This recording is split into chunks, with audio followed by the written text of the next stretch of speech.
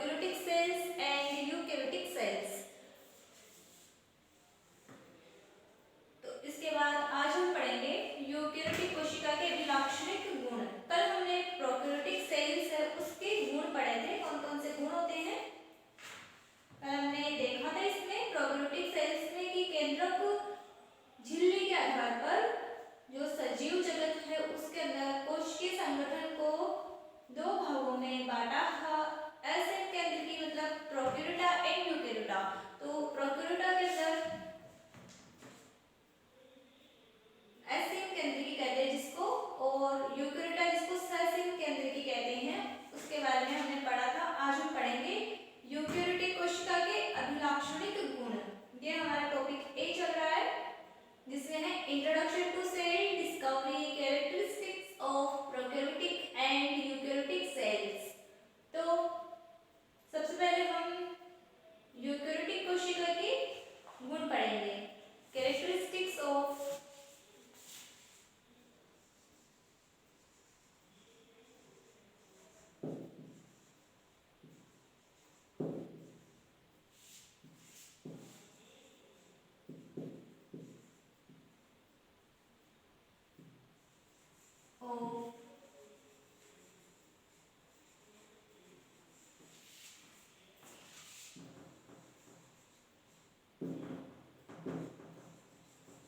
Eukaryotic cells. तो unit first में topic A है, उसी के अंदर है ये कैरेक्टरिस्टिक्स ऑफ यूकैरियोटिक सेल। मतलब यूकैरियोटिक कोशिका के कौन कौन से गुण होते हैं, उनके गुणों के बारे में हम अभी पढ़ेंगे।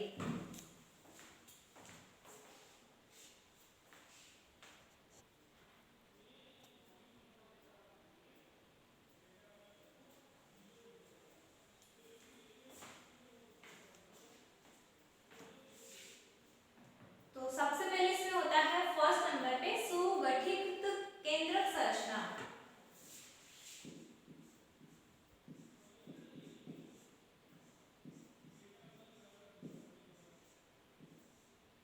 इसमें सुगठित केंद्रक पाया जाता है।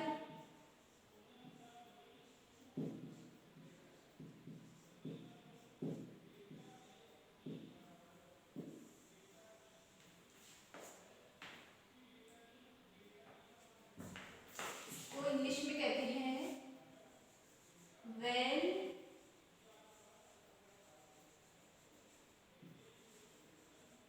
Organised nucleus.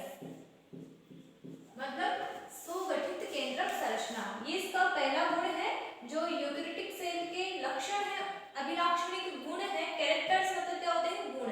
तो सबसे पहले क्या है इसका कैरेक्टर, सुगठित केंद्रक संरचना मतलब वेल ऑर्गेनाइज्ड न्यूक्लियस। यूकैरियोटिक कोशिकाओं में केंद्रक छिद्र सम्मिश्र न्यूक्लियोप्लाज्म तथा क्रोमेटिन पदार्थ के साथ हिस्टोन प्रोटीन भी उपस्थित रहते हैं। इसके अंदर देखो केंद्रक पाया जाता है। सुगठित केंद्रक की संरचना में पहले तो केंद्रक पाया जाता है, फिर केंद्रक के चारों तरफ छिद्र पाए जाते हैं जिसमें से होकर क्रोमेटिन पदार्थ वो कोशिका द्रव में जाते हैं। कोशिका द्रव से केंद्रक में आने जाने का जो कार्य है वो केंद्रक के चारों ओर जो छिद्र होता है, ये केंद्रक झिल्ली है, इसमें छिद्र पाए जाते हैं।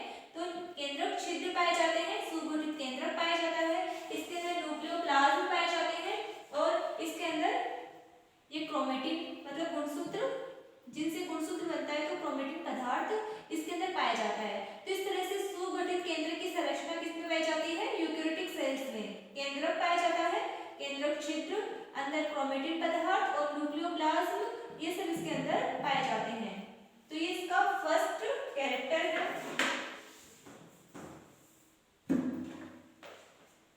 सेकंड है साइटोकंकाल की उपस्थिति।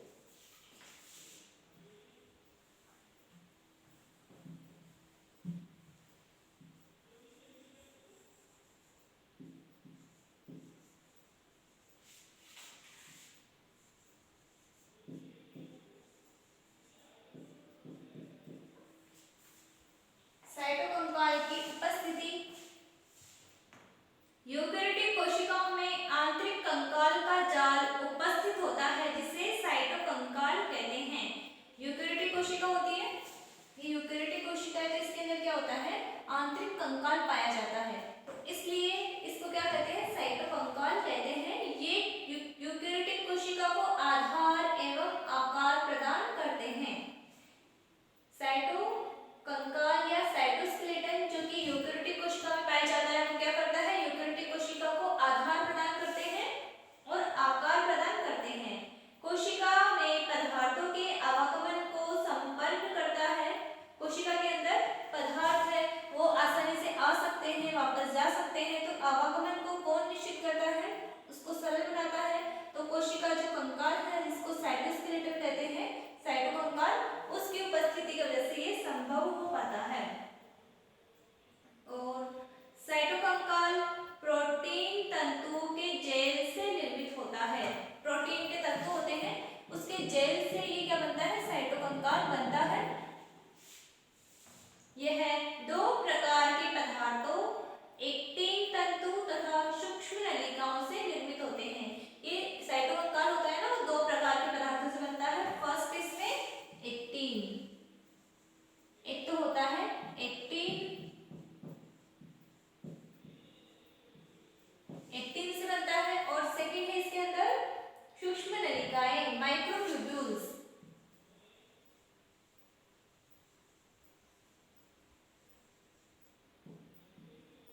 सूक्ष्म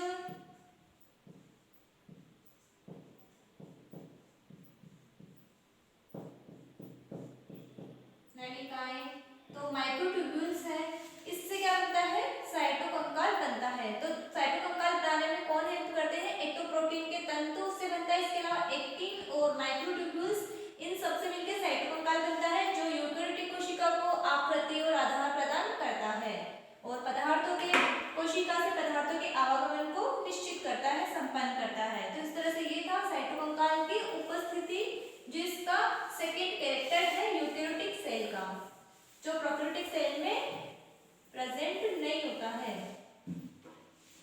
फिर इसके बाद थर्ड है इसमें कोशिका का आंतरिक झिल्ली सम्मिश्र।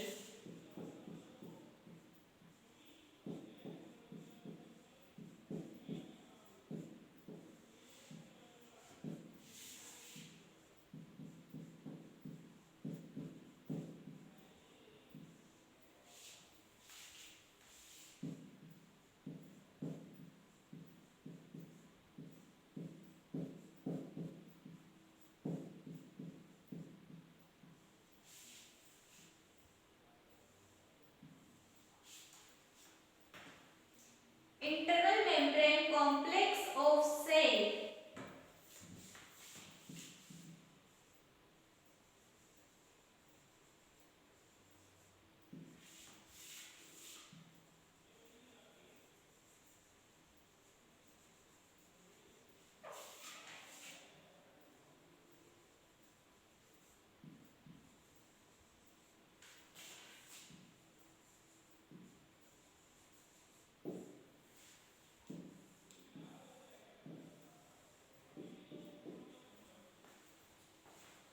इसका थर्ड कैरेक्टर है कोशिका का आंतरिक झिल्ली सम्मिश्र या internal membrane complex of cell. Eukaryotic कोशिका में विभिन्न प्रकार की झिल्लियां, जैसे कि केंद्रक झिल्ली, माइटोकॉन्ड्रिया झिल्ली, लवक झिल्ली, अंतःपृथ्वी जालिका व गोल्जी सम्मिश्र झिल्लियां, लाइसोसोम व पेरोक्सिसोम झिल्ली उपस्थित रहती है। यूकेरियोटिक कोशिका है, इसके अंदर बहुत सारे कोशिका के अंग पाए जाते हैं, तो उनकी झिल्लियां भी इसके अंदर प्रेजेंट रहती है। बहुत सारे जो ऑर्गन्स होते हैं सब अपने अपनी झिल्ली के अंदर परिबद्ध रहते हैं। जैसे कि माइटोकॉन्ड्रिया है, ये अपनी झिल्ली में रहता है, केंद्रक, ये इसकी चारों ओर झिल्ली पाई जाती है। तो ऐसे बहुत सारे कोशिका के अंग जो इसमें पाए जाते हैं, उनकी चारों तरफ झिल्ली पाई जाती है। जैसे कि ईआर है, एंडोप्लाज्मिक रेटिकुलम है, गोल्जी कॉम्प्लेक्स है। तो इस तरह से बहुत सारे कोशिका के अंग इसमें होते हैं जो झिल्ली से संबद्ध रहते हैं, झिल्ली से बने हुए रहते हैं। पुटिकाएं मतलब वेसिकल्स व धानी वैक्यूल्स भी झिल्ली से आबद्ध रहती है। इसके अंदर बहुत सारे वेसिकल्स पाई जाती है जो ईआर से और गोल्जी कोशिका से इनसे बनती है। तो बहुत सारे ऐसे वेसिकल्स मतलब पुटिकाएं पाई जाती है।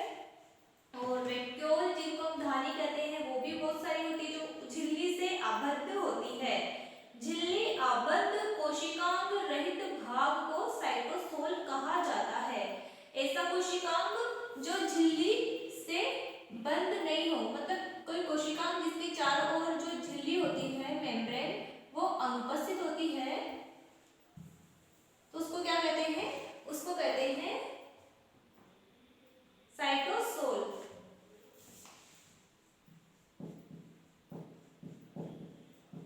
मतलब कोशिका में पाया जाने वाला ऐसा कोशिकांग जिसके चारों ओर झिल्ली नहीं पाई जाती उसको साइटोसोल कहा जाता है। कोशिका झिल्ली में एंडोसाइटोसिस द्वारा अणुओं का कोशिकाओं के अंदर आना तथा एक्सोसाइटोसिस द्वारा अणुओं का कोशिकाओं के बाहर जाना भी यूकेरियोटिक कोशिकाओं का महत्वपूर्ण गुण है। देखो कोशिका के अंदर एंडोसाइटोसिस किसको कहते हैं, जब अणु होते हैं कोशिका के अंदर आते हैं। कोशिका है, माना ये कोशिका है, इससे जब कोई अणु अंदर आएगा, ये अणु इसके अंदर आते हैं, ये क्या कहलाता है, इसको कहते हैं एंडोसाइटोसिस।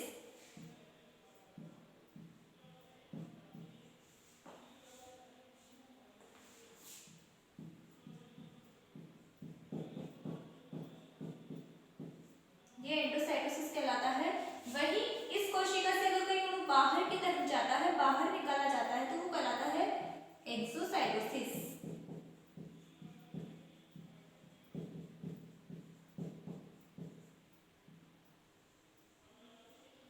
तो ये भी इस यूकेरियोटिक कोशिका का महत्वपूर्ण गुण है कि क्या करती है कोशिका, अगर बाहर से पदार्थों को अंदर लेती है तो ये प्रक्रिया एंडोसाइटोसिस कहलाती है। कोशिका के अंदर से किसी पदार्थ को, अणुओं को बाहर निकाला जाता है तो वो एक्सोसाइटोसिस की क्रिया कहलाती है। तो ये जो प्रक्रियाएं हैं वो इसके अंदर पाई जाती है यूकेरियोटिक कोशिका के अंदर, ये भी इसका एक महत्वपूर्ण गुण है। तो इस तरह से ये हमने पढ़े characteristics features of eukaryotic cell. अब इसके बाद हम पढ़ेंगे प्रोकैरियोटिक कोशिका, इसकी स्ट्रक्चर, प्रोकैरियोटिक सेल की स्ट्रक्चर।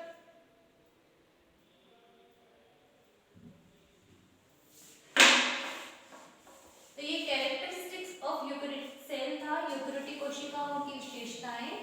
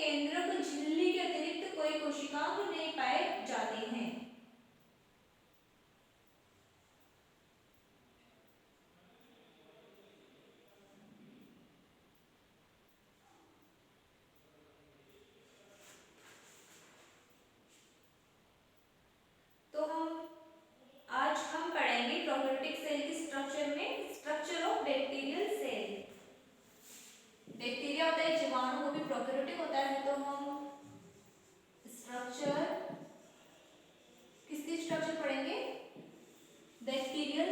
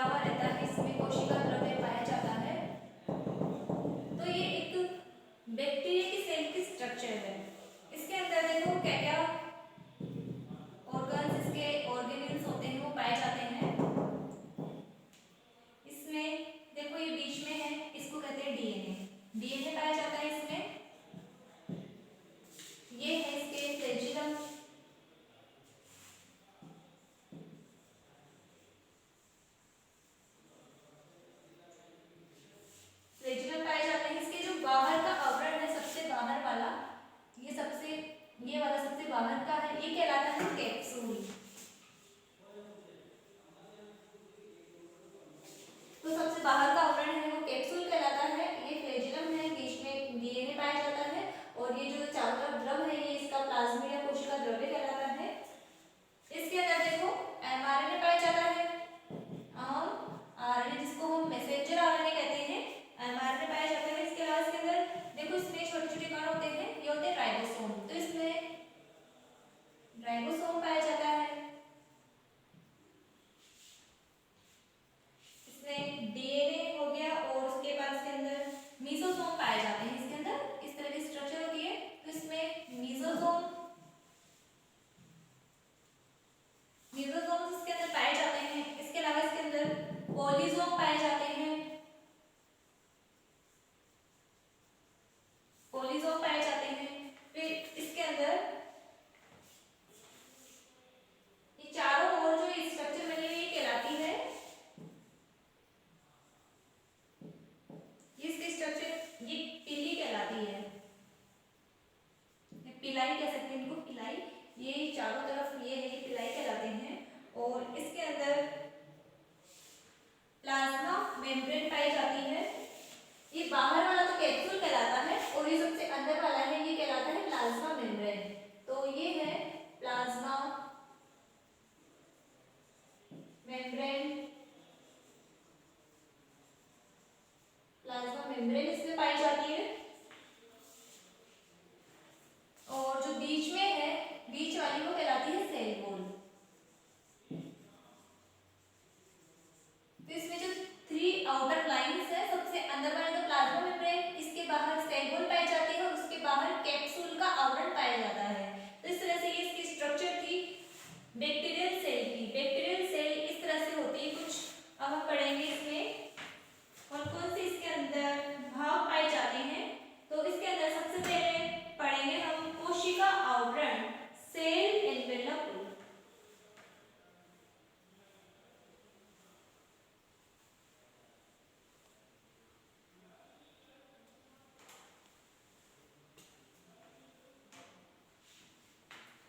फर्स्ट इसमें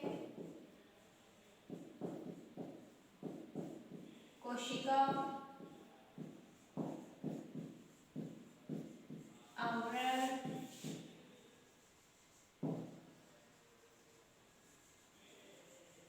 सेल एनवेलप।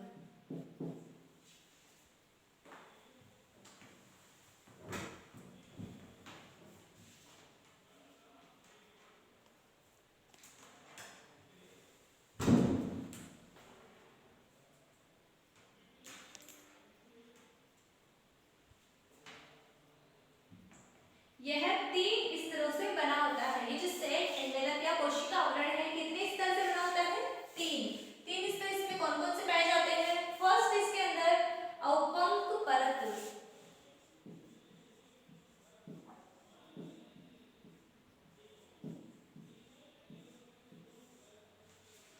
फर्स्ट अवपंक परत। सेकंड है कोशिका भित्ति,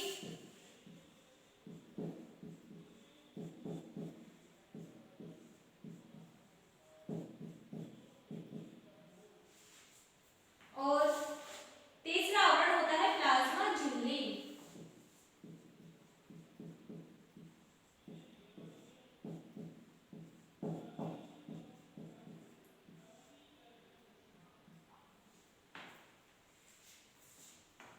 फर्स्ट है अवपंक परत, ये सबसे बाहर का जो कैप्सूल है ये कहलाता है अवपंक परत। सबसे फर्स्ट हम ये जो कोशिका का आवरण है ये 3 प्रकार का होता है। अवपंक परत सबसे बाहर का, बीच में कोशिका भित्ति है, सेल वॉल होती है, अंदर होती है प्लाज्मा मेम्ब्रेन या प्लाज्मा झिल्ली। ये 3 तरह के इसमें बाहर आवरण पाए जाते हैं। तो सबसे पहले हम किसके बारे में पढ़ेंगे? अवपंक परत के बारे में। ये होती है अवपंक परत या कैप्सूल भी कहते हैं जिसको। तो इसमें क्या होता है? रोगजनक जीवाणुओं में सबसे बाहर की ओर श्लेष्मीय पदार्थों की पतली परत पाई जाती है, इसे ही अवपंक परत कहते हैं। ये रोगजनक बैक्टीरिया है। तो रोगजनक बैक्टीरिया होते हैं जितने भी, चारों तरफ श्लेष्मीय पदार्थों से क्या पाई जाती है?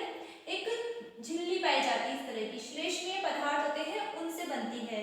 तो ये कैप्सूल है जो कि सारे रोगजनक बैक्टीरिया में ये झिल्ली पाई जाती है, इसको ही अवपंक परत कहते हैं। जब आवरण केवल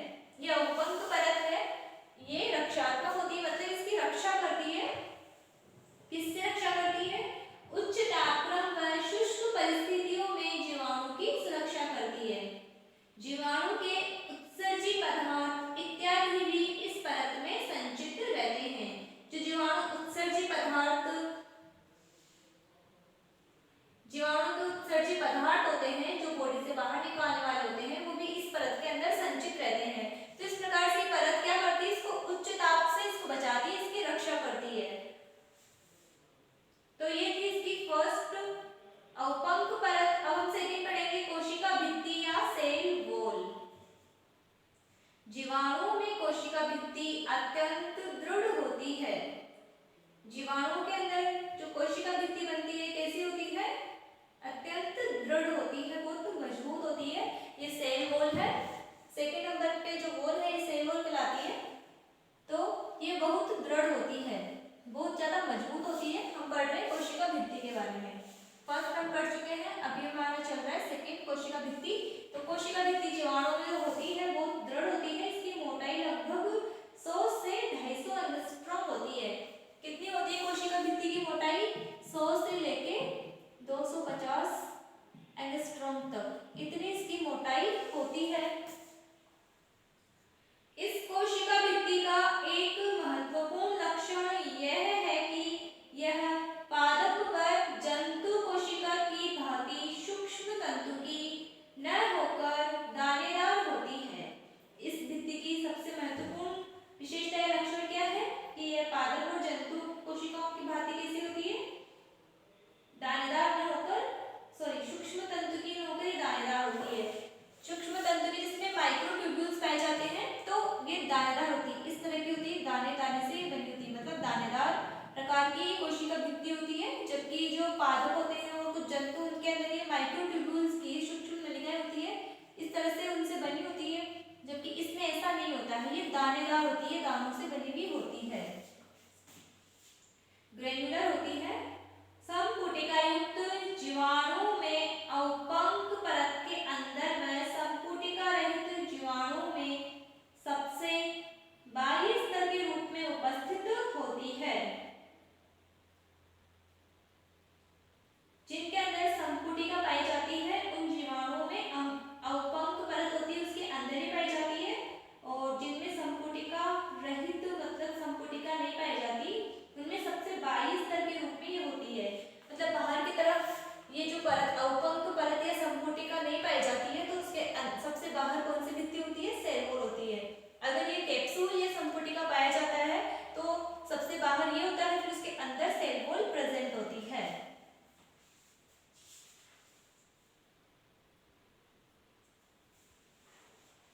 रासायनिक दृष्टि से यह कोशिका भित्ति म्यूकोपेप्टाइड्स या पेप्टाइडोग्लाइकॉन से निर्मित होती है, जिसे क्या कहते हैं? म्यूरिन कहते हैं। कोशिका भित्ति किससे बनी होती है? म्यूरिन से। म्यूरिन क्या होता है? म्यूरिन कहते हैं म्यूकोपेप्टाइड्स या पेप्टाइडोग्लाइकॉन। एन एसिटाइल ग्लूकोसेमिन व एन एसिटाइल म्यूरेमिक अम्ल के अणुओं से म्यूरिन का निर्माण होता है। एमिनो अम्लों से निर्मित पेप्टाइड बंधों की यह क्रॉस संयोजकता म्यूकोपेप्टाइड बहुलक को दृढ़ता एवं सामर्थ्य देती है।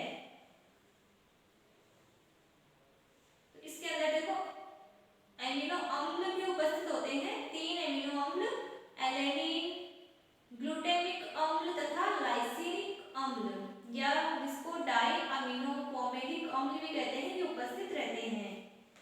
थर्ड हम पढ़ेंगे प्लाज्मा झिल्ली। प्लाज्मा झिल्ली कहाँ पाई जाती है? जीव द्रव्य के बाहर पाई जाने वाली सजीव झिल्ली को जीव द्रव्य झिल्ली या प्लाज्मा लेमा कहते हैं। जीव द्रव्य है, ये जो जीवाणु कोशिका है ये इसका प्लाज्मा है, तो इसके चारों ओर मतलब ये जीव द्रव्य है, इसके चारों जो भित्ति पाई जाती है, मतलब ये अंदर वाली है, ये इसके बाहर की तरफ तो जस्ट ये वाली भित्ति है, तो इसको क्या कहते हैं? प्लाज्मा मेम्ब्रेन कहते हैं। ये कैसी होती है? जीवित होती है, सजीव होती है। तो हम पढ़ रहे हैं अब प्लाज्मा झिल्ली के बारे में। कैसी होती है? सजीव होती है। तो ये वाली जो प्लाज्मा मेम्ब्रेन सबसे अंदर वाली है, ये होती है प्लाज्मा मेम्ब्रेन, जिसको प्लाज्मा झिल्ली भी कहते हैं। यह झिल्ली लाइपोप्रोटीन्स से निर्मित 75 एंगस्ट्रॉम मोटी होती है। ये झिल्ली किससे बनती है? लाइपोप्रोटीन से बनी होती है।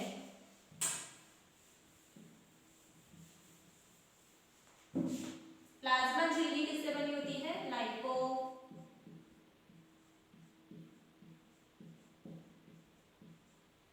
से बनी होती है। और कितनी मोटी होती है? 75 एंगस्ट्रॉम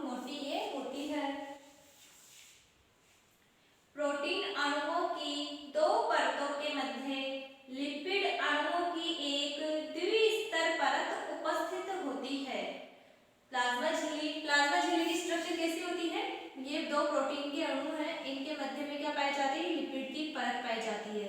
तो इस तरह से ये जो प्लाज्मा मेम्ब्रेन है इसकी स्ट्रक्चर होती है, बाहर तो होते हैं प्रोटीन के अणु, अंदर किसके अणु पाए जाते हैं, लिपिड के अणु पाए जाते हैं। तो इस तरह से ये झिल्ली, ये है इसमें लिपिड और ये है प्रोटीन, ऊपर और नीचे तो प्रोटीन पाए जाते हैं और बीच में क्या पाए जाते हैं, लिपिड। तो इस तरह की स्ट्रक्चर से ये प्लाज्मा मेम्ब्रेन बनी होती है। चारों तरफ इस तरह की स्ट्रक्चर होती है, दोनों तरफ तो प्रोटीन और बीच में इसके अंदर लिपिड अणुओं की एक द्विस्तर की परत। ये लिपिड है, ये भी दो स्तर वाले होते हैं, दो स्तर की परत इसमें होती है इस तरह से। तो ये प्रोटीन की बाहर की तरफ लेयर होती है, अंदर डबल लेयर होती है लिपिड की। जीव द्रव्य झिल्ली की संरचना रॉबर्टसन के इकाई झिल्ली मॉडल के समान होती है। इसकी स्ट्रक्चर कैसे होती है, रॉबर्टसन का इकाई मॉडल। रॉबर्टसन ने जीव द्रव्य कला को समझाने के लिए इकाई मॉडल दिया था, इसलिए इसको रॉबर्टसन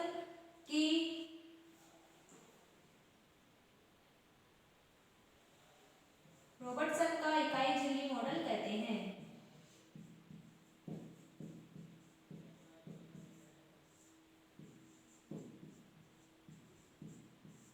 तो इस तरह से इसकी स्ट्रक्चर होती है, दोनों तरफ प्रोटीन, बीच में लिपिड की डबल लेयर पाई जाती है। तो ये है प्लाज्मा झिल्ली की स्ट्रक्चर। तो ये हमने पढ़ा इसका कोशिका आवरण। फर्स्ट था कोशिका आवरण, वो कंप्लीट हो चुका है। इसमें 3 लेयर है, अवपंक परत, कोशिका भित्ति और प्लाज्मा झिल्ली। तीनों के बारे में हमने पढ़ा। अब सेकेंड इसमें मेसोसोम।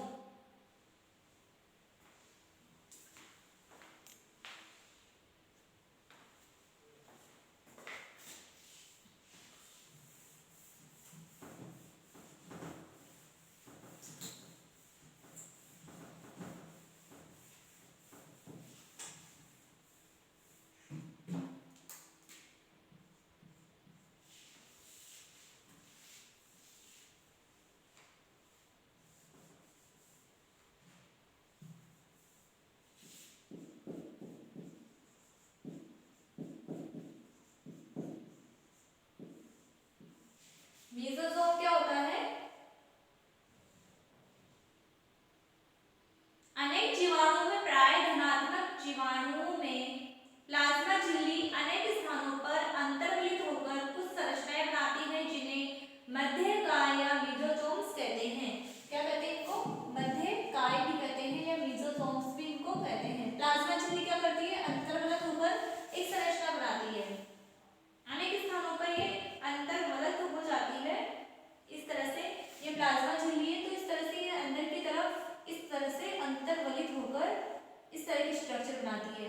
तो ये क्या कहलाती है, ये मेसोसोम कहलाती है, मध्यकाय कहलाती है। इसके अंदर कुछ ट्यूब्यूल्स भी पाई जाती है इस तरह की। तो ये ट्यूब्यूल्स है और ये बनने वाली स्ट्रक्चर क्या कहलाती है, मध्यकाय या मेसोसोम कहलाती है। थर्ड है इसके अंदर कोशिका द्रव्य। कोशिका द्रव्य के अंदर देखो, इसके अंदर क्या क्या पाया जाता है, कोशिका द्रव्य।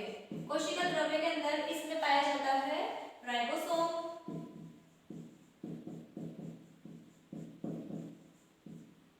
इसमें राइबोसोम प्रेजेंट होते हैं।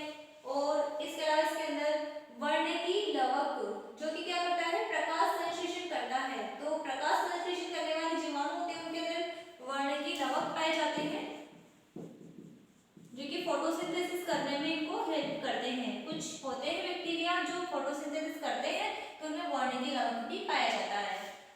तो ये था कोशिका द्रव्य में पाए जाने वाले।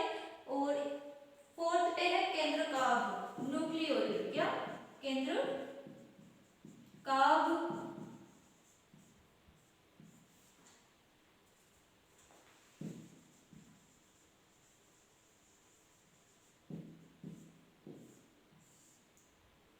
यह है केंद्रकाभ। तो जीव द्रव्य के केंद्रीय रंगहीन भाग में डीएनए रज्जु उपस्थित होता है, जो कि केंद्रक झिल्ली द्वारा आबद्ध नहीं होता है, वह केंद्रकाभ ही अनुपस्थित होती है।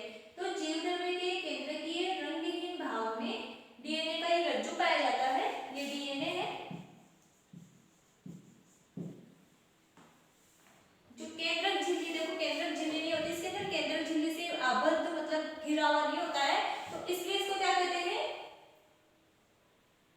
केंद्रकाव कहलाता है। और वास्तविक केंद्र के अभाव में जीवाणु के केंद्रकाव को जीन घर या जीनोफोर भी कहते हैं। क्या कहते हैं इसको? जीनोफोर। तो क्योंकि केंद्रक झिल्ली नहीं पाई जाती इसलिए इसको जीनोफोर भी हम कह सकते हैं। तो ये केंद्रकाव या न्यूक्लियोइड इसको हम जीनोफोर भी या जीन घर भी कह सकते हैं।